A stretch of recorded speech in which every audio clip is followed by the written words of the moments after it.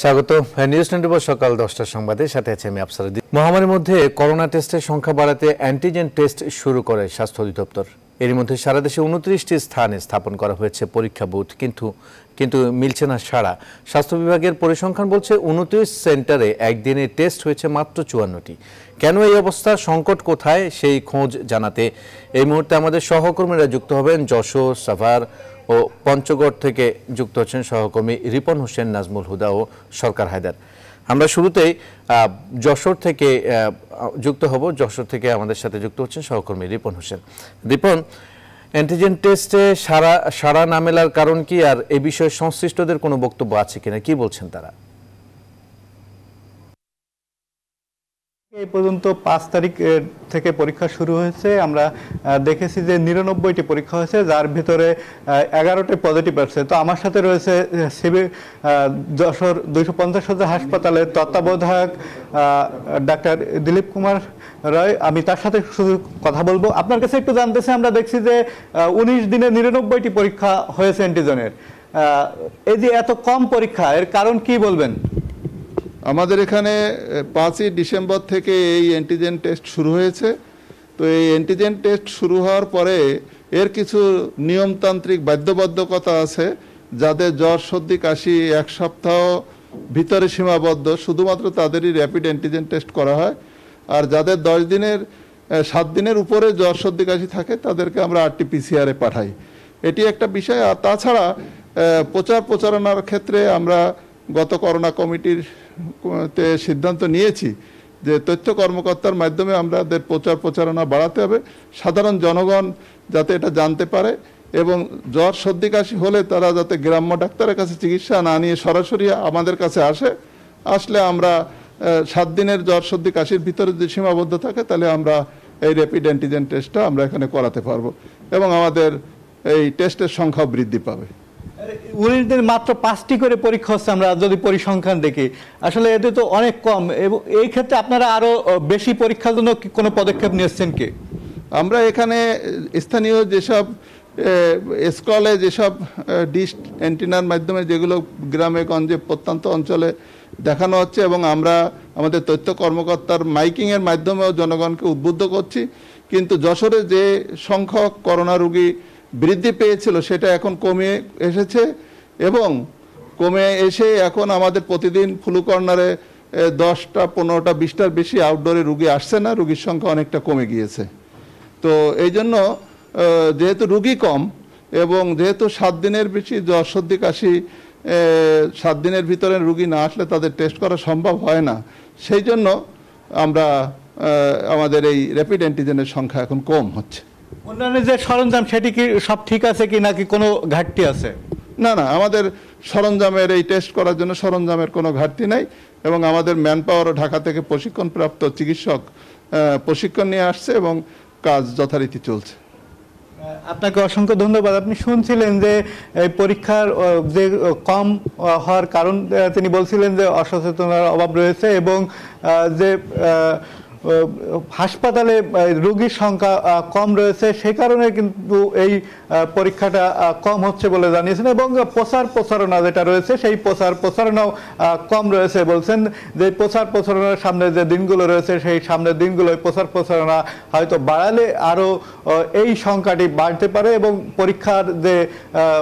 পরীক্ষাটা আরও বাড়তে পারে। তো সব মিলে এই ছিল যশোর থেকে আমার কাছে সর্বশেষ পিসি স্টুডিওতে আপনার কাছে।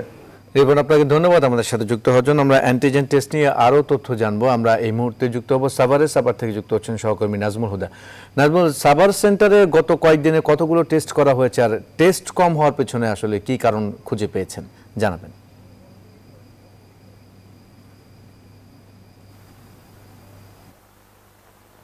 ধন্যবাদ আফসার আপনাকে।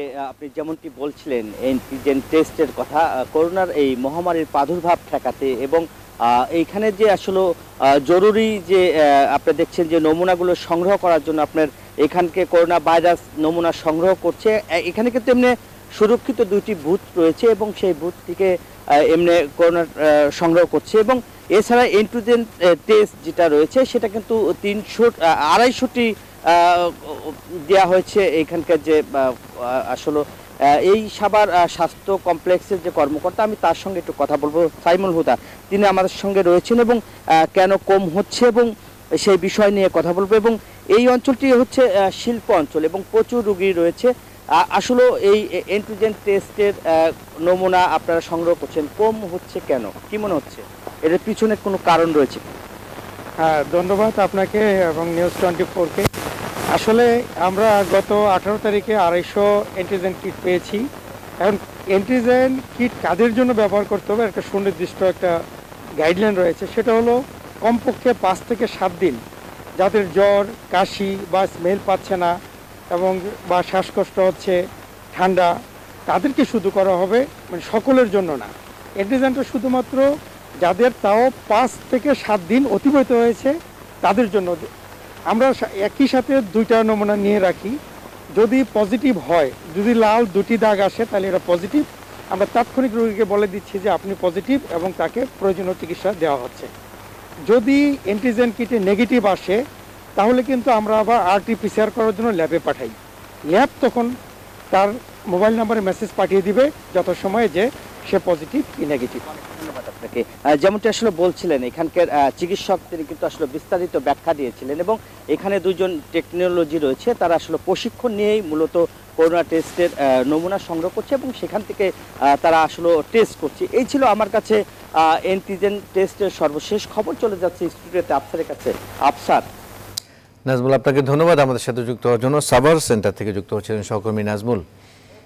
এবার আমরা পঞ্চগড় থেকে ঘুরে আসবো। পঞ্চগড় থেকে এই মুহূর্তে যুক্ত হচ্ছেন সহকর্মী সরকার হায়দার। হায়দার, অ্যান্টিজেন টেস্টে সাড়া না মেলার কারণ আমরা শুনছিলাম, আপনার সেখানে আসলে কি দেখছেন, কি কারণ?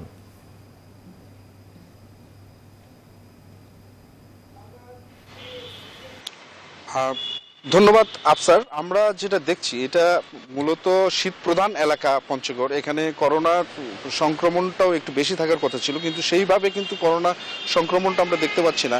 এবং সেই জায়গায় 5 ডিসেম্বর থেকে এখন পর্যন্ত মাত্র 47 জন অ্যান্টিজেন টেস্ট করেছে এবং এই অ্যান্টিজেন টেস্ট নিয়ে মানুষের আগ্রহ অত্যন্ত কম আমরা লক্ষ্য করেছি। এবং সাধারণত অনেক মানুষই এখনো জানে না যে অ্যান্টিজেন টেস্ট আসলে কি এবং কোথায় করা হচ্ছে। আমাদের সঙ্গে আছেন আজকের পঞ্চগড় সদর আধুনিক হাসপাতালের ভারপ্রাপ্ত সিভিল সার্জন ডাক্তার আফরোজা রিনা।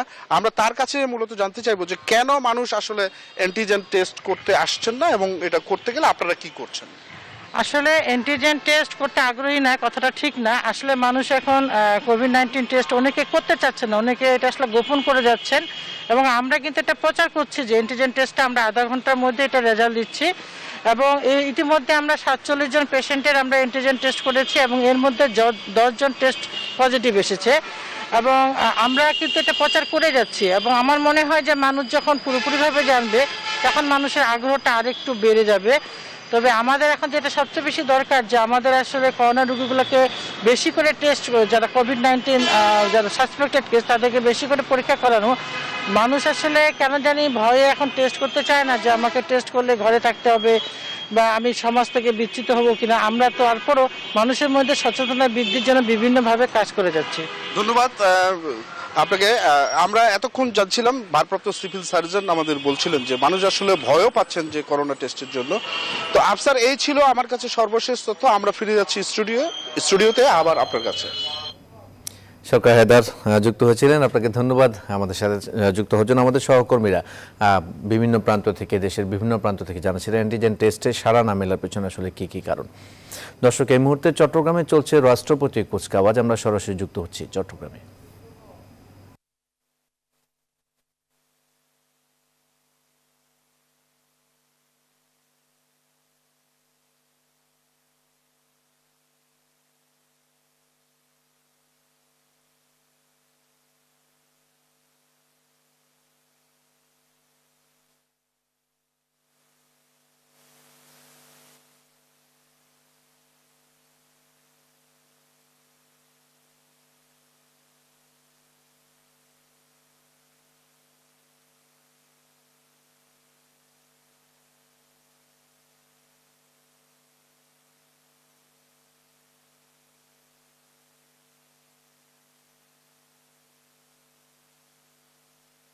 পাথরকুয়ারি খুলে দেওয়ার দাবিতে সিলেটে ৭২ ঘন্টার পরিবহন ধর্মঘটের আজ শেষ দিন। আজও বন্ধ রয়েছে সব ধরনের যান চলাচল। এতে চরম দুর্ভোগে পড়েছেন সাধারণ মানুষ।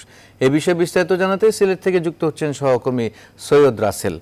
রাসেল, তৃতীয় দিনেও ধর্মঘটে অচল সিলেট, কি প্রভাব পড়েছে, কি দেখছেন?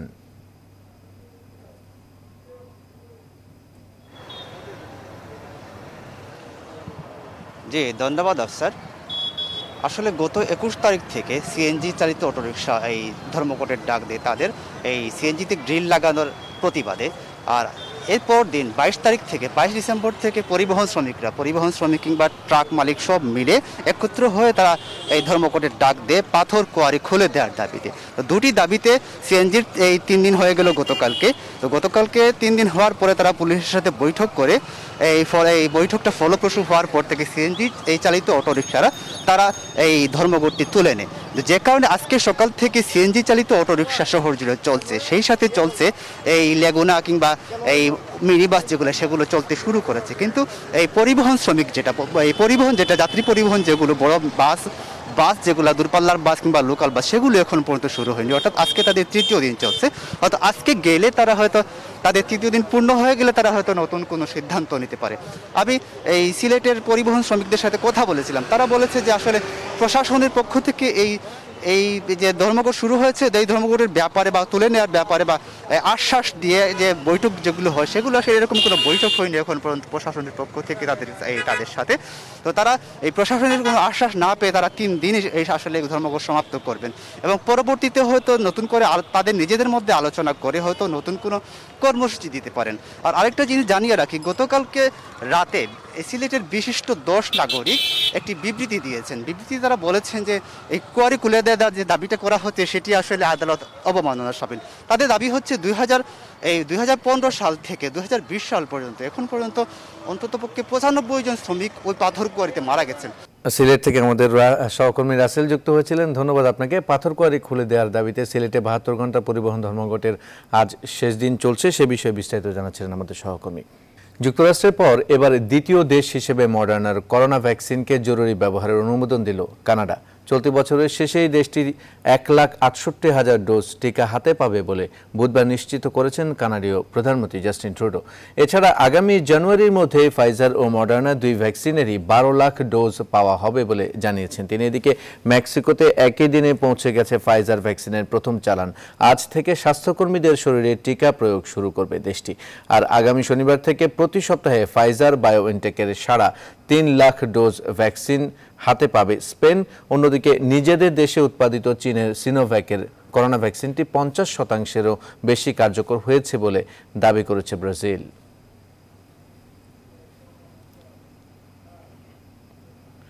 প্রবাসীদের পাঠানো রেমিটেন্স দিয়ে আলাদা তহবিল গঠনের চিন্তা করছে সরকার, যেখানে প্রবাসীদের জন্য থাকবে সহজ ও লাভজনক বিনিয়োগের সুযোগ। পরিকল্পনামন্ত্রী এম এ মান্নান জানান, সারা জীবন কষ্ট করে যাতে শেষ জীবনে লাভজনক বিনিয়োগের সুফল পেতে পারেন প্রবাসীরা, সেই চেষ্টা করছে সরকার। বিশেষজ্ঞরা বলছেন, রেমিটেন্স লাভজনক খাতে বিনিয়োগ হলে গতি বাড়বে অর্থনীতির। সুলতান আহমেদের রিপোর্ট। করোনা মহামারী এক প্রকার স্থবির করে দিয়েছে বিশ্বের বড় বড় দেশের অর্থনীতি। মাঝখানে পরিস্থিতির কিছুটা উন্নতি হলেও দ্বিতীয় ধাক্কা আবারও উদ্বেগে ফেলেছে অর্থনীতিকে। তবে এসব উদ্বেগের ছাপ পড়েনি বাংলাদেশের খেটে খাওয়া প্রবাসীদের কর্ম উদ্যমে। তাই করোনার মধ্যেও তাদের পাঠানো রেমিটেন্স জন্ম দিচ্ছে নতুন নতুন রেকর্ডের। প্রায় ১ কোটি প্রবাসীর শ্রমে ঘামে পাঠানো রেমিটেন্সে ফুরফুরে এখন দেশের অর্থনীতিও। কেন্দ্রীয় ব্যাংকের হিসেব বলছে, নভেম্বর মাসে প্রবাসীরা মোট রেমিটেন্স পাঠিয়েছে $208 কোটি। সব মিলে চলতি অর্থ বছরের প্রথম ৫ মাসে রেমিটেন্স এসেছে $১,০৯০,৪৪,০০০। গত বছর থেকে প্রবৃদ্ধি ৪১%। একদিকে বাড়তি রেমিটেন্স, অন্যদিকে আমদানি কম থাকায় রিজার্ভ ছাড়িয়েছে $৪২ বিলিয়ন ঘর। যারা টাকা পাঠাচ্ছেন তাদেরকে 2% করে প্রণোদনা দিচ্ছেন। কোনো ব্যাংক এর সাথে আরো 1% যোগ করে 3% প্রণোদনা দিচ্ছেন এবং এই প্রণোদনা দেবার কারণে আর হুন্ডিতে টাকা না পাঠিয়ে টাকা সবাই আনুষ্ঠানিক পর্যায়ে পাঠাচ্ছে। সেই জন্য একটা বিরাট উল্লম্ফন ঘটেছে। তবে এত পরিমাণ অর্থ পাঠানোর পরও বেশিরভাগ ব্যবহার হচ্ছে ব্যক্তিগত খরচে। হিসেবে উঠে এসেছে প্রবাসীদের পাঠানো রেমিটেন্সের প্রায় ৬৮% খরচ হয় গৃহস্থালির কাজে। কর্মক্ষম মানুষটির দেশের বাইরে থাকায় বিনিয়োগ হচ্ছে না এই অর্থ। তাই সরকারের চিন্তা আলাদা তহবিল করে প্রবাসীদের বিনিয়োগে উৎসাহ দেয়া। নরওয়ে, সিঙ্গাপুর, মধ্যপ্রাচ্যের কয়েকটি তেল সমৃদ্ধ দেশ, তাদের অর্জিত বিশাল যে মুদ্রা, তারা বিদেশি মুদ্রা তারা আয় করে, সেটাকে তারা একটা আলাদা ফান্ডে জমা রাখে। সেখান থেকে তারা, আমরা যেমন এখন বিশ্বব্যাংক থেকে ঋণ আনছি, এশীয় উন্নয়ন ব্যাংক থেকে ঋণ আনছি, আমরা নিজেরাই এই ওয়েলথ ফান্ড থেকে আমরা নিজেরাই ঋণ গ্রহণ করতে পারবো। একটা সভরেন ওয়েলথ ফান্ড তৈরি করার জন্য সরকার চিন্তা ভাবনা করছেন। পাশাপাশি করোনার সময়ে যারা দেশে চলে এসেছেন তাদের জন্য দেশের অভ্যন্তরে কর্মসংস্থানের ব্যবস্থা করার তাগিদ দিচ্ছেন বিশেষজ্ঞরা। সুলতান আহমেদ, নিউজ 24, ঢাকা। টেকনাফের সাবেক সংসদ সদস্য আব্দুর রহমান বদিকে নিজের পিতা দাবি করে আদালতে মামলা করেছেন মোহাম্মদ ইসহাক নামে এক যুবক। আদালত মামলাটি আমলে নিয়ে আগামী 14 জানুয়ারি বিবাদী আব্দুর রহমান বদিকে সশরীরে হাজির হয়ে জবানবন্দি দেওয়ার আদেশ দিয়েছেন। ডিএনএ পরীক্ষা করলে পিতৃত্বের বিষয়টি সন্দেহাতীতভাবে প্রমাণিত হবে বলে দাবি বদি ও তার আইনজীবীর। আইয়ুবুল ইসলামের তথ্য ছবিতে, ডেস্ক রিপোর্ট। গেল 13 ডিসেম্বর আব্দুর রহমান বদিকে নিজের পিতা দাবি করে টেকনাফ জজ আদালতে মামলা করেন কায়ুখালী এলাকার বাসিন্দা মোহাম্মদ ইসহাক। মামলায় বাদী উল্লেখ করেছেন আব্দুর রহমান বদি ও সুফিয়া খাতুন দম্পতির সন্তান তিনি। 1992 সালের 5 এপ্রিল ইসলামী শরীয়ত মোতাবেক তার বাবা মায়ের বিয়ে হয়। বিয়ে পড়ান হোটেল নিরিবিলির তৎকালীন মৌলভী আব্দুস সালাম। বিয়ের কাবিন নামা রেজিস্ট্রি করার প্রতিশ্রুতি দিয়েও পরবর্তীতে তা পূরণ করেননি বদি। মামলায় এই বিয়ের 2জন সাক্ষীর নামও উল্লেখ করা হয়েছে। এরপর দুই পরিবারের সম্মতিতেই সংসার শুরু করেন বদি ও সুফিয়া দম্পতি। সুফিয়ার সন্তান সম্ভবা হলে বদি গর্ভের সন্তান নষ্ট করতে চাপ দেন, এতে রাজি হননি সুফিয়া। পরবর্তীতে সুকৌশলে তৎকালীন ইউপি চেয়ারম্যানের কর্মচারী মোহাম্মদ ইসলামের সঙ্গে সুফিয়ার বিয়ে দেয়া হয়। বিয়ের 5 মাস পর 1994 সালের 4 এপ্রিল জন্ম নেন ইসহাক। এমপি সাহেব আরে হুজুরানি এনে ডাকি, তারপরে বিয়া হয়ে যায়। সমস্যা গাত বাচ্চা বিয়া দিয়ে না, তারপরে আর গতম বাইর করে দিয়ে। ইসহাক জানান, প্রাপ্তবয়স্ক হওয়ার পর পিতার প্রয়োজনীয়তা তৈরি হওয়ায় তিনি বারবার বদি শরণাপন্ন হয়েও কাজ হয়নি, তাই তিনি আদালতের দ্বারস্থ হয়েছেন। অর্থ সম্পদ বলেন ওনার কোনো কিছুর দরকার নেই, জাস্ট যে আমার একটা চাওয়া যে উনি আমার বাবা, এই পরিচয়টা উনি আমাকে দিবেন। ইসহাকের দায়ের করা মামলা আমলে নিয়ে আব্দুর রহমান বদির বিরুদ্ধে সমন জারি করেছেন আদালত। আগামী 14 জানুয়ারির দিন ধার্য করা হয়েছে। ডিএনএ টেস্টের পর এই সিদ্ধান্ত হবে এটা কি পুরুষে জন্মলাভ করেছে নাকি মিথ্যাভাবে মামলাটা করেছে। মা সুফিয়া খাতুনের দ্বিতীয় পরিবারে বেড়ে ওঠেন আব্দুর রহমান বদির পুত্র দাবিদার Mohammad Ishaq. Desk report, news 24। বিশিষ্ট শিল্পপতি ও পলিটিক্স গ্রুপের চেয়ারম্যান এম.এ. হাশেম মার নেই। ইন্না লিল্লাহি ওয়া ইন্না ইলাইহি রাজিউন। রাজধানীর একটি বেসরকারি হাসপাতালে চিকিৎসাধীন অবস্থায় বৃহস্পতিবার রাত 1:30 মৃত্যু হয় তাঁর। মৃত্যুকালে তার বয়স হয়েছিল 78 বছর। এর আগে গত 12 ডিসেম্বর করোনা ভাইরাসে আক্রান্ত হয়ে হাসপাতালে ভর্তির পর তার অবস্থার অবনতি হলে লাইফ সাপোর্টে দেওয়া হয়। তামাক ও ভোগ্যপণ্যের ব্যবসা দিয়ে শুরু করে সততা ও নিষ্ঠার সাথে ব্যবসা পরিচালনা করে দেশের শীর্ষ ব্যবসায়ীর তালিকায় উঠে আসেন তিনি। গড়ে তোলেন ম্যানুফ্যাকচার, সার্ভিস, ট্রেডিং সহ বহু শিল্প প্রতিষ্ঠান। 2001 সালে নোয়াখালী 2 আসন থেকে সংসদ সদস্য নির্বাচিত হয়েছিলেন দেশের অন্যতম শীর্ষ এই ব্যবসায়ী। খালের এক পাশে সড়ক, অন্য পাশে ধানি জমি।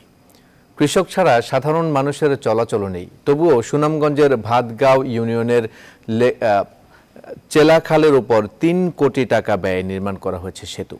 এই সেতুর কোনো সুফল পাচ্ছে না স্থানীয়রা, বরং তৈরি হয়েছে বিতর্ক। যদিও এলজিইডির পক্ষ থেকে বলা হচ্ছে সুদূর প্রসারী পরিকল্পনার অংশ এটি। মোহাম্মদ বুরহান উদ্দিনের তথ্যচিত্রে, ডেস্ক রিপোর্ট।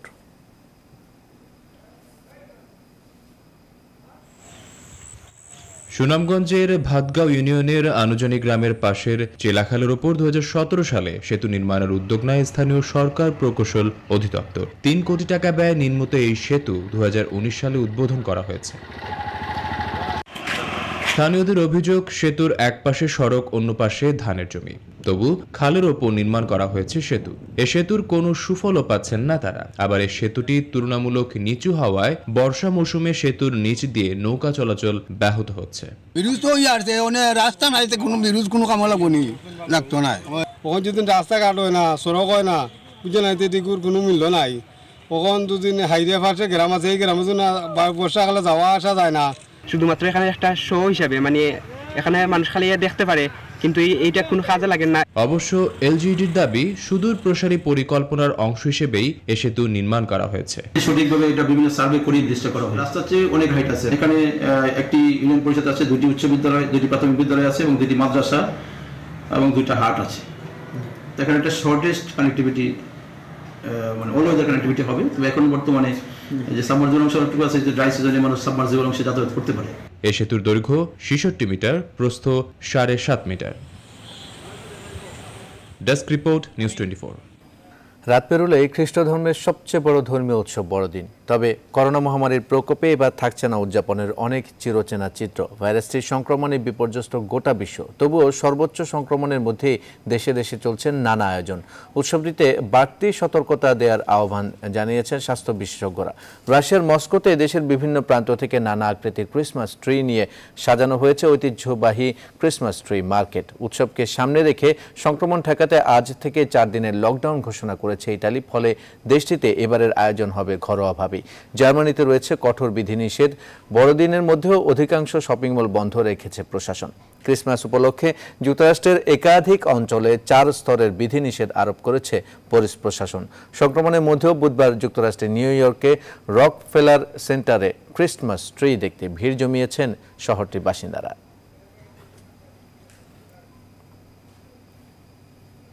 খেলার খবর। দুর্ভাগ্য পিছু ছাড়ছে না সাইফুদ্দিনের। ইনজুরির কারণে 3 সপ্তাহের জন্য পুনর্বাসনে থাকছেন এই অলরাউন্ডার। পুরোপুরি সুস্থ হলে খেলতে পারবেন বাংলাদেশ ওয়েস্ট ইন্ডিজ সিরিজে। ঘরের মাঠে টাইগারদের ফেভারিট মানছেন তিনি। আরো জানাচ্ছেন আরিফুল ইসলাম। সাইফুদ্দিনের সঙ্গে ইনজুরির শব্দটা যেন পুরোপুরি জড়িয়ে। ছোট ক্যারিয়ারে বারবার ইনজুরির হানাগোড়ালির চোট কাটিয়ে খেলেছেন বঙ্গবন্ধু টি-20 কাপে, কিন্তু এখনও নাকি চোট বয়ে বেড়াচ্ছেন। এমআরআই করানোর পর সাইফুদ্দিন জানতে পারেন তার লিগামেন্টে কিছুটা জটিলতা আছে। 3 সপ্তাহ থাকতে হবে পুনর্বাসনে। লিগামেন্টে কিছু ট্রাভেল, এখন ডাক্তারি ভাষা আমি তো আসলে যাই না, গ্রেড 1 না 2, আবার কিছু আছে নিশ্চয়ই। আমি আশাবাদী এরপর আমার কিছু টেস্ট নেবে, বোলিং টেস্ট বা রানিং ফিটনেস ওভারঅল, তো সব কিছু যদি টিকে যায় তাহলে হয়তো বা ছাড়পত্র পাবো। বাংলাদেশ দলের তরুণদের মিশেলে নিজেকে আলাদা করে চিনিয়েছেন সাইফুদ্দিন। ব্যাটিং বোলিং 2 ডিপার্টমেন্টে দলের নির্ভরতা। ইনজুরির কারণে যেখানে দেয়া হয় না শতভাগ, কঠিন বাস্তবতাকে পুঁজি করেই লড়ে যেতে হয়। এটা আসলে অভ্যাস হয়ে গেছে যে 2010 সাল থেকে যখন আমি আন্ডার 15 প্রথম বোর্ডের আন্ডারে কোন ট্যুর করি, তখনই আমার ব্যাকে প্রবলেম ছিল এবং একটা ফিনিক্স সিটি ক্লাব মাঠে তখন একটা প্র্যাকটিস ম্যাচ হয়। ওইখানে ড্রাইভ দিতে গিয়ে আমার এই যে রিস্টে ফ্র্যাকচার, আমি বুঝতে পারি নাই। তো আসলে আমার যাত্রাতে আসলে এভাবে, তো কিছু করার নাই, প্রত্যেকটা প্লেয়ার সমান না। গেল কয়েক সিরিজ কিংবা বিশ্বকাপের বিশ্বমঞ্চ বাংলাদেশের কাছে কাবু ওয়েস্ট ইন্ডিজ। জানুয়ারিতে ক্যারিবীয়রা আসছে বাংলাদেশ সফরে। ওদের বিপরীতে টাইগারদের ফেভারিট হিসেবে মানছেন সাইফুদ্দিন। ওয়ার্ল্ড কাপে বা আমরা ট্রাইনেশন দেশের বাইরে যেটা প্রথমবার মতো জিতলাম, ইভেন আমরা 2018-তে হোম সিরিজ খেললাম। এই ছিল সকালের সংবাদ। এখনকার আয়োজন, সাথে থাকায় ধন্যবাদ সবাইকে।